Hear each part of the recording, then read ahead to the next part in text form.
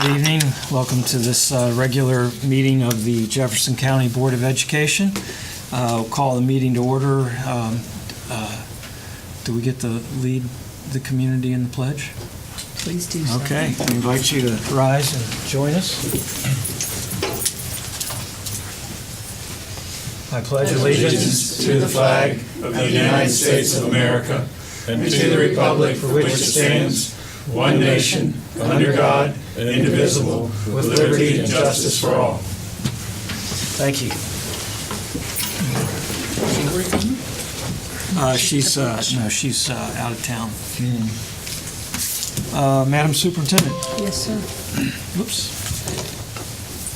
Any comments? No, sir. Okay. Approve the minutes of the last regular board meeting of June 11th. Do we have a motion? So moved. Second.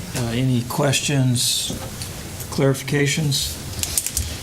Hearing none. Sorry, Joseph. All in favor of approving the minutes, say aye. Aye. Opposed?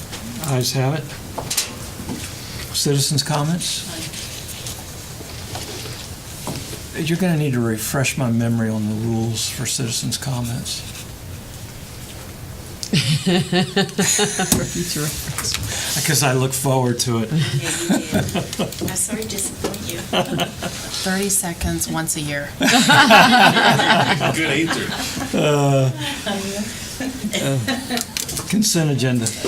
There are two changes. One, there's a name change on the appointment for the multi-cat special education teacher at Charlestown Middle School from Thomas Tusing to Elizabeth Kugel. And the other is the removal of Martin Smith as the assistant boys basketball coach at Washington High School.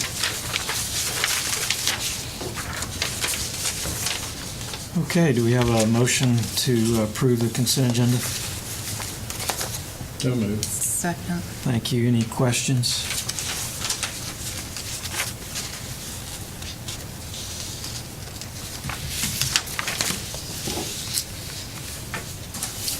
Hearing none, all in favor of the consent agenda, say aye.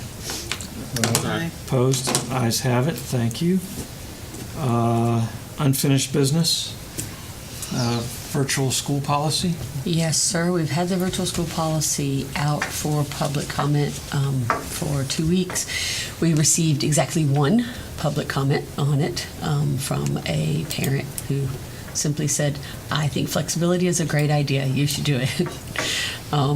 I did meet with all of the guidance counselors in a very long meeting regarding some of the logistics. In terms of the virtual education program policy itself, there are not objections to the policy and the flexibility that it gives us. There is, of course, a great deal of both interest, concern about the implementation of it, particularly with regards to high school students. We have all of the components in place for the originally intended middle school program to allow homeschool students to return to the system. We have the budget set up for the laptops, IT's on board. We've negotiated a contract with Odyssey Ware. I met with the superintendent in Kanawha, Ron During, last week, and they actually, this will be the start of their second year of the program, and he said they have in their area of 150 homeschool students who have signed up for theirs for the coming year. But they did, however, dedicate a full-time person to their only job was to run this program, educate families, ensure that the software was working, that everyone was kept up to date. Her name is Valerie Harper, and I have a conference call with her this week on some logistics. She sent me some materials that they've developed to solicit participation and guidelines, and has agreed that I can send her what we have so far and get any suggestions from her, and then we've got the conference call set up. There remains so that program, I feel very confident in moving forward. I think the policy is right in line with our dual enrollment and with other ones that we have.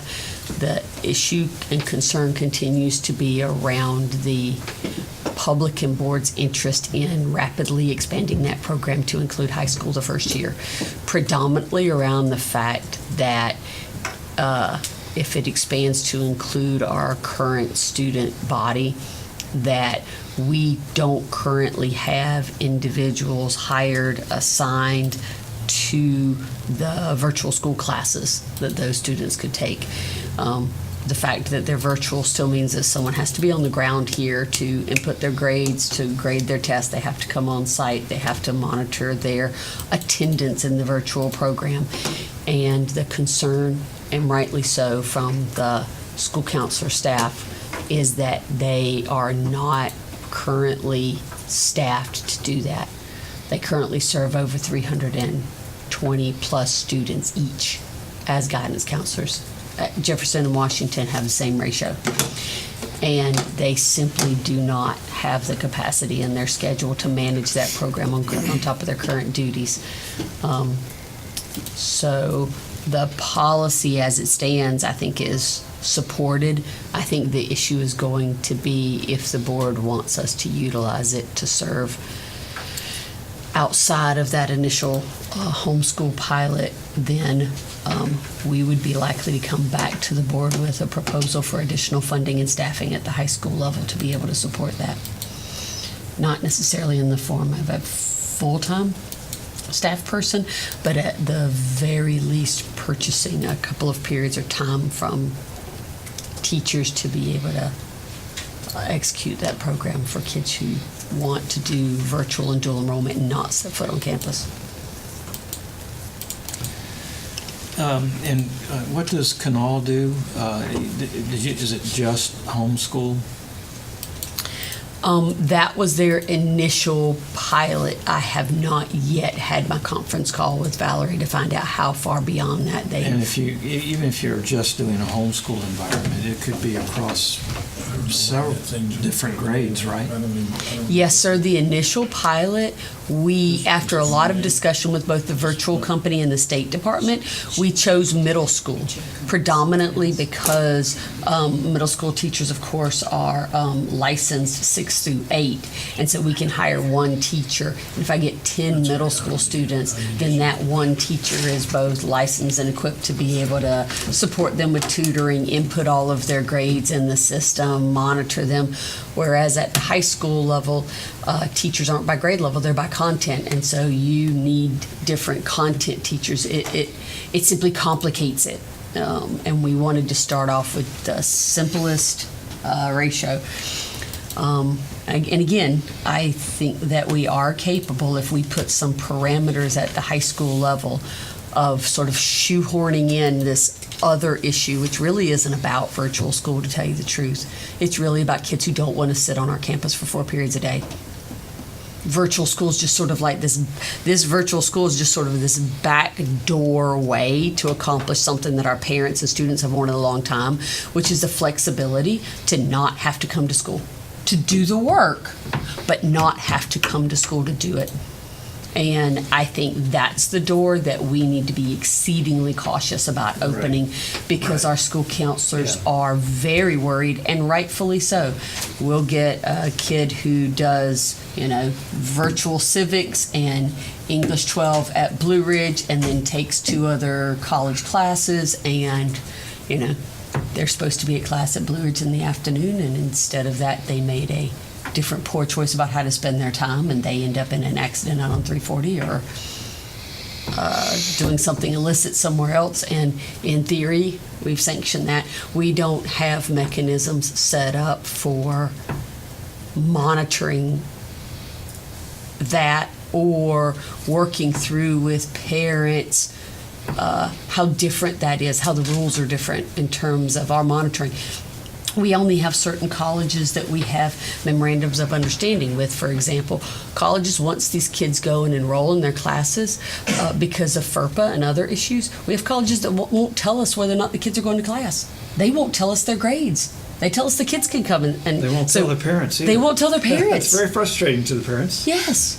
It is. It's enormously frustrating. So what seems like a very simple, just let them do it. Just hand that off to one of the minions around here who don't have other things to do.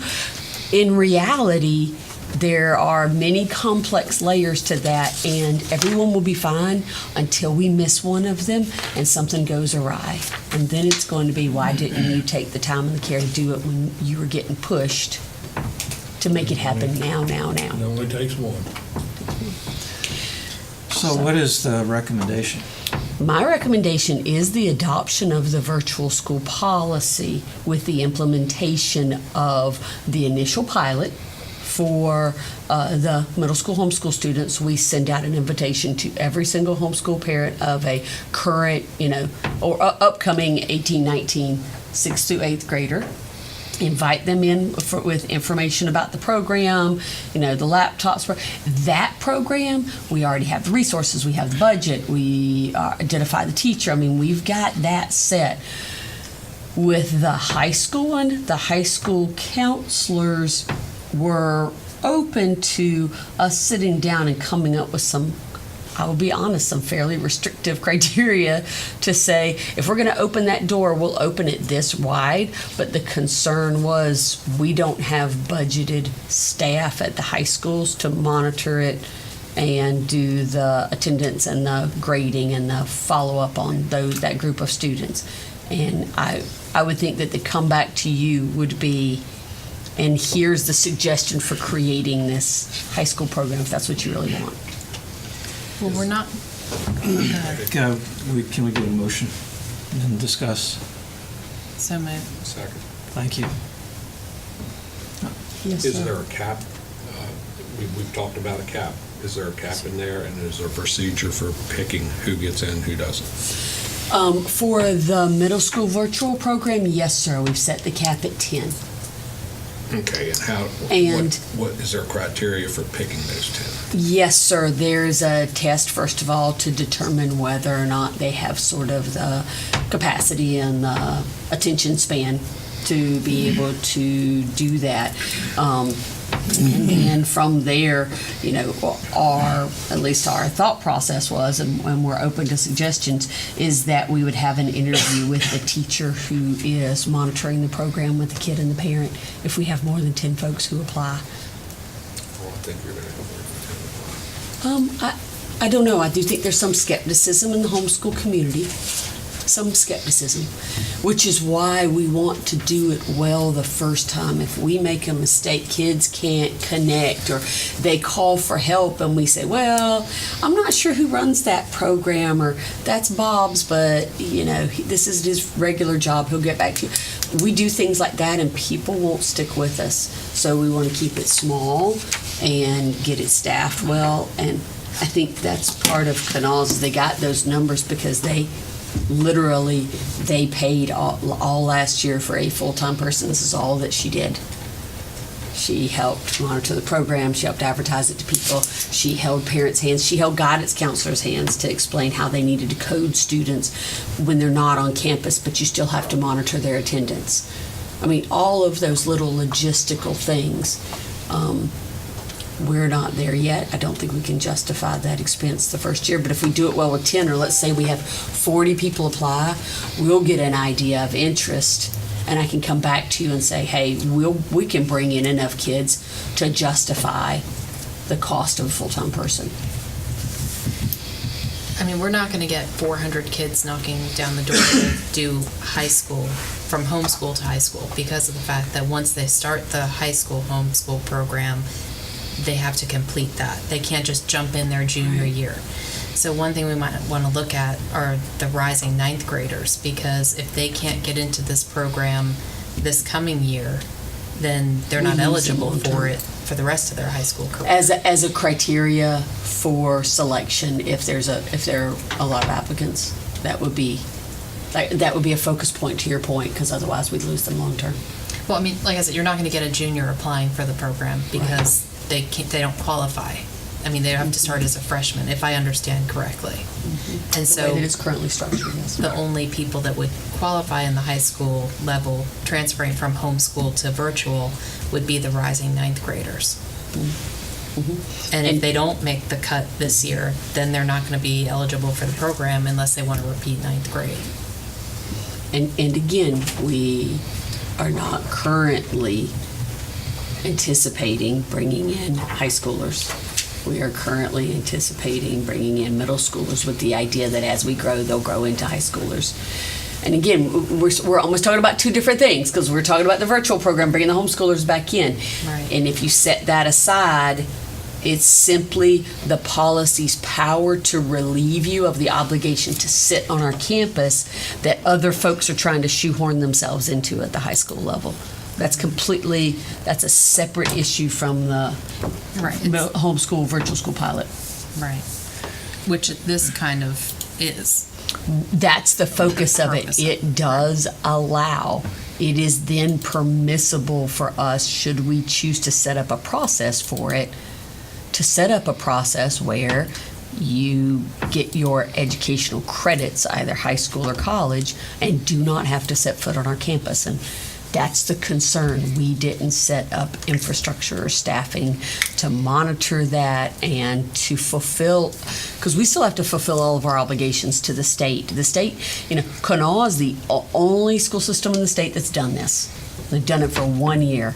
So the state hasn't changed their WEVUS requirements. They haven't changed their attendance laws. They haven't changed any of the other legal obligations that were under for students, which is part of why I'm trying to get more from them and avoid some stumbling blocks about how we try to bridge still meeting all their requirements, which are completely set up for get your bahunkus in school and stay there for 4 periods a day. And there's no other alternative. And that's what worries our staff, is that we're going to push them to be that bridge without a lot of guidance and support on how to do that. And then my other concern were the deadline dates for enrollment. They seem pretty tight. Yes. Like August 15th and January 5th. I mean, that gives a couple days before traditional classes start. I mean, I know it's kind of a work at your own pace thing, but at the same time, I would think, you would apply in December for the spring and winter semester. And we could certainly modify that moving forward. Yes, ma'am. We could, once it's established. Okay.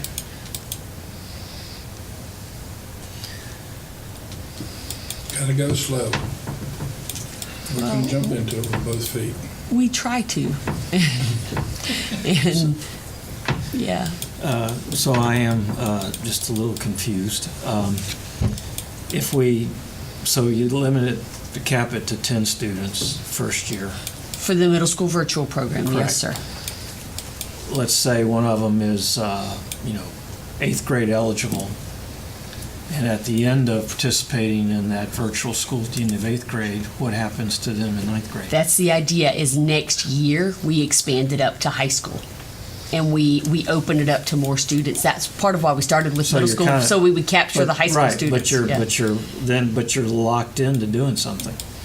Otherwise, yes, sir. That 8th grader doesn't have any options. Yes, sir. Well, they would either have to go back to homeschool or they'd have to come to our traditional school. The idea is that we would expand it so that they could continue and it would grow with them into the high school, which, again, simply, that high school simply is more choices equals more staff to manage. I mean, that's just the reality. So the idea was that we would figure it out at middle school, get greater interest. Those kids start moving up. We get more money. Maybe year 2 we have 30 kids. We have 40 kids. But it might be advantageous in the long run if you start with just 6, 7. Perhaps, sir. That's a good point. 6, 7, that gives you 2 years. In terms of the virtual, yes, sir, it could. 2 years before you have to start thinking about high school, and that might not be a bad idea. And again, we are trying to gauge that sweet spot between, we know we need to do it, we want to start slow to be successful, and making it so narrow that don't get anybody into, I can't tell you, I don't know. That's why we narrowed it down to middle school. And maybe we get, partly I'd need to see what applicants come in. Let's say we get 15 applicants and half of them are 8th graders, that might make our choice for us. But we could, to your point, do we prioritize 8th graders because we're trying to hook them before they go into high school and keep them for the next 4 years? Do we prioritize 6th and 7th graders so that we're giving ourselves 2 years to learn the program and make sure we work out any of the kinks in communication or logistics or documentation? That's a philosophical question, and we could go either way. But I think the 6, 7 in the long run is going to be the best.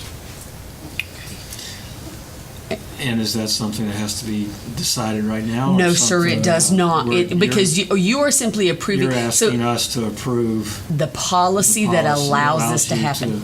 Okay, Yes, for sir. middle school. Well, And again, currently more it broadly, states but it's, but you're focusing. on middle school. Okay. Yes, sir. And we would come back to, and again, the policy allows us to then come back to you with SOPs or with programs that say, now we have a policy that legally allows us to do this. As I say, the middle school, and we feel fairly confident that we can pull off. We have fairly well built out. We at least understand what we're doing and have all the players on board.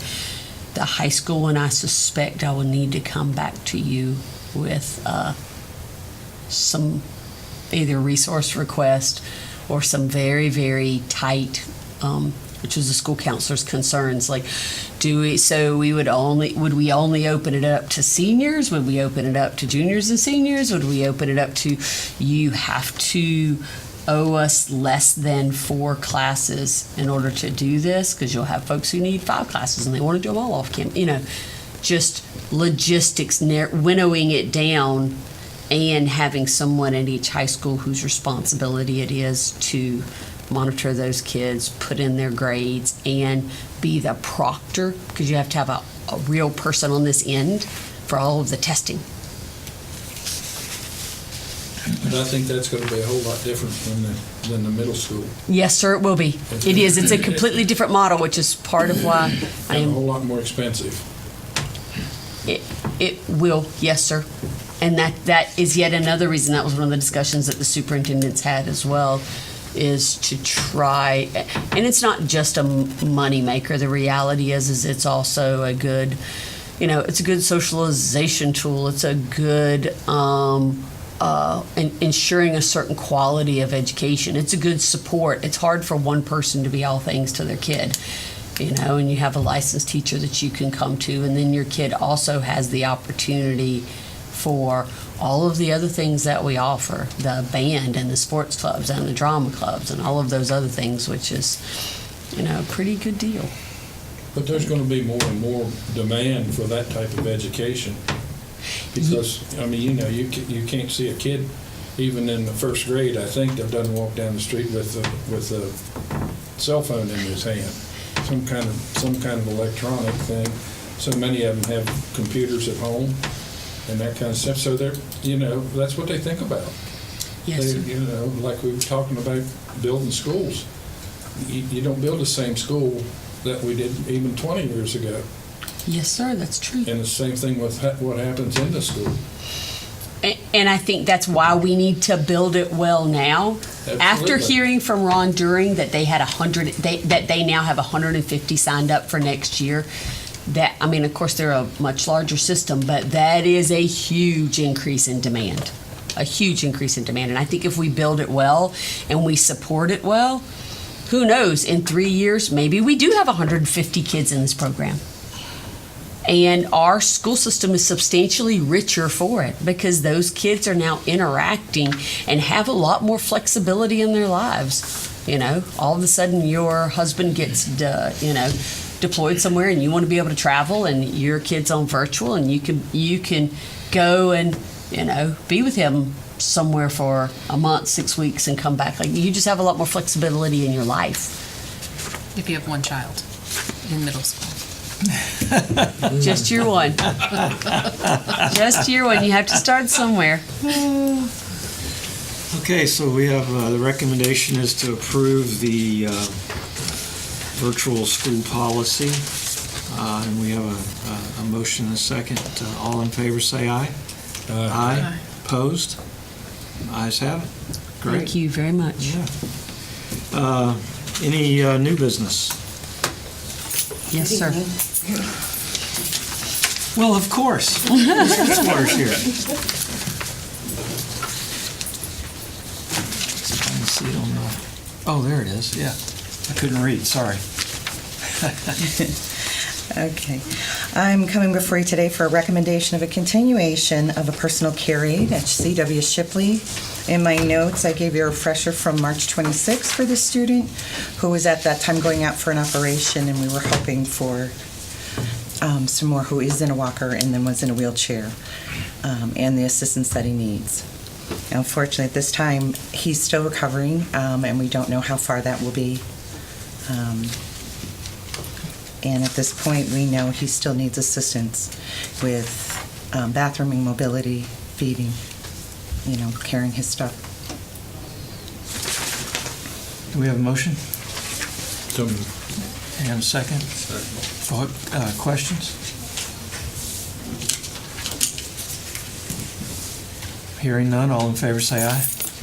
Aye. Opposed? Ayes have it. Thank you for always bringing such helpful summary and background on these cases for us. Appreciate it. Any other new business? No, sir. And do you anticipate an executive session Yes, sir, I do. for personnel? Personnel, yes, sir. And you anticipate action being taken? Yes, sir, I do. Okay. Well, before we adjourn move to executive session, let's see, what time do we have to be done by? 10:30? Mm-hmm. Okay. I would like to just take a minute to share a few thoughts with my colleagues. I'll try not to keep you here too late tonight. We can take a vote to keep going. It's all right. As you know, tonight ends for me what has been among the most rewarding experiences of my life, combining my passion for education with my love for the community in which my family calls home. I must start by thanking my family. Thank Michelle for being here. Normally she's home texting me, "How late you going to be tonight?" While public service is important, it does not come without sacrifice and commitment from your loved ones. My boys were 2 and 4 when I was first elected to the school board in 12 years ago. I'm actually looking forward to an academic year where they aren't texting me about whether school is canceled or delayed the next day, so that they can be the first to tell all their friends. I also want to acknowledge some people who really inspired and helped me get started in this little endeavor. Gail and Ed Boober, Reva and Jim Mickey, and the late Bill Grantham, who were among the first to encourage and inspire me to run for the school board in 2006.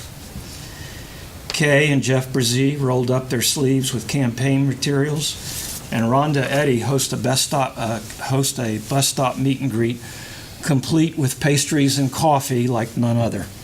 I highly recommend her. Thank you all, and so many more, for your support, encouragement, and counsel over the years.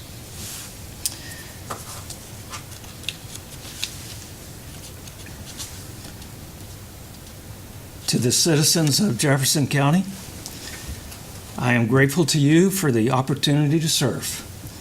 I often say you can tell much about the health and viability of a community based on its support and commitment to education. I travel all over the country in my professional life, and people always ask me about Jefferson County. In addition to our natural beauty and rich history, I always talk about the community's commitment to education. Whether it's your continuous strong support for the school levy, or your stand in solidarity with our teachers and service personnel for better benefits and wages, the citizens of Jefferson County are passionate about quality education for our youth. It shows and it matters. To the employees of Jefferson County Schools, thank you for the respect and patience you have afforded me over the years. As my colleagues on the board know, regardless of your previous experience with education, you're often overwhelmed on this side of the dais with the complexity of delivering a quality education to 9,000 students. Whether it's the central office staff, school-level employees, or throughout the system, you are always patient with my questions and offer good advice. More importantly, I remain grateful for your dedication and commitment to providing a safe and inspiring learning environment to all of our students. I particularly want to acknowledge the West Virginia American Federation of Teachers, not only for their personal support over the years, but for their partnership and collaboration with the Board of Education and the state in improving the classroom environment for teachers and for improving the quality of instruction.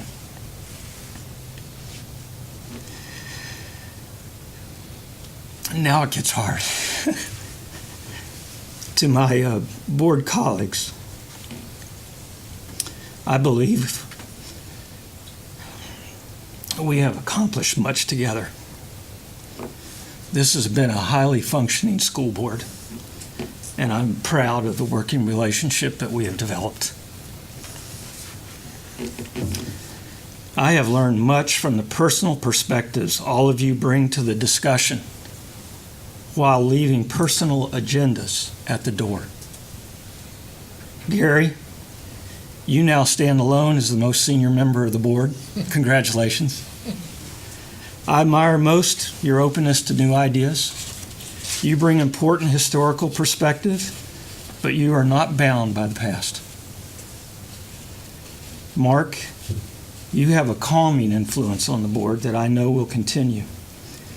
Your classroom and administrative experience bring an important perspective to our discussion on so many issues. I will miss the hunting stories, but I hope we get to share deer or duck blind Sunday soon. Kathy, I doubt that I'll ever take your number off speed dial. I've come to rely on your passion for education and your eagle eye for details. Indeed, you sometimes would tease me that I must be on some most wanted list somewhere. You are the poster child of an honest, dedicated public servant. Jefferson County will benefit for years to come from the integrity, skill, and passion you bring to the job of the Board of Education. Janet, you are the glue that binds us all together. I honestly wish I could say publicly all the things that you've done to keep me out of trouble and to keep me in proper standing with the State School Board Association and everyone else, but I don't want to give either my current colleagues or those who come behind me any unrealistic expectations, because I know that for better or worse, I was a special case, but I only have one special request of you.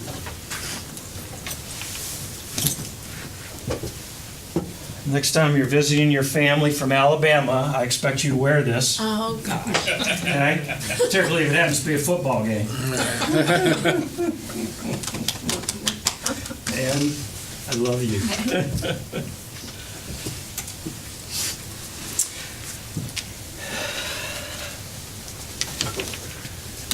One of the things, Dr. Gibson, that we learn in or we're supposed to learn in our training at all the school board meetings that West Virginia makes us travel all over the state for, is that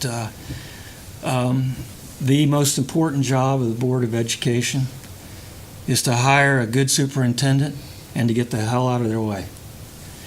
And by that standard, I believe this board has acquitted itself quite well.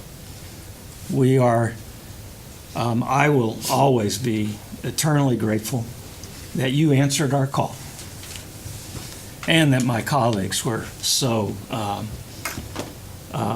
supportive and encouraging of the process.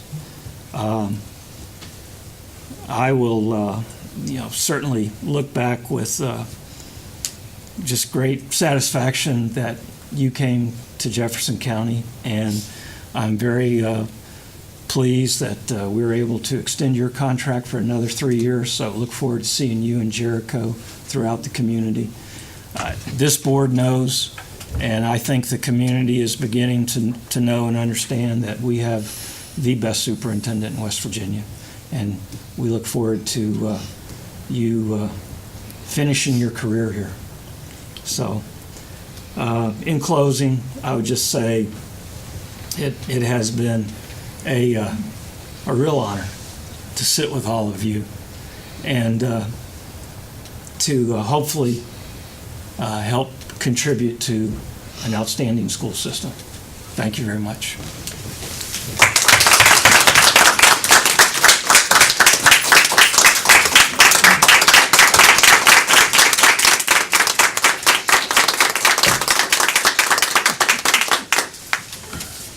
Oh, and Janet, I think I need to give you this.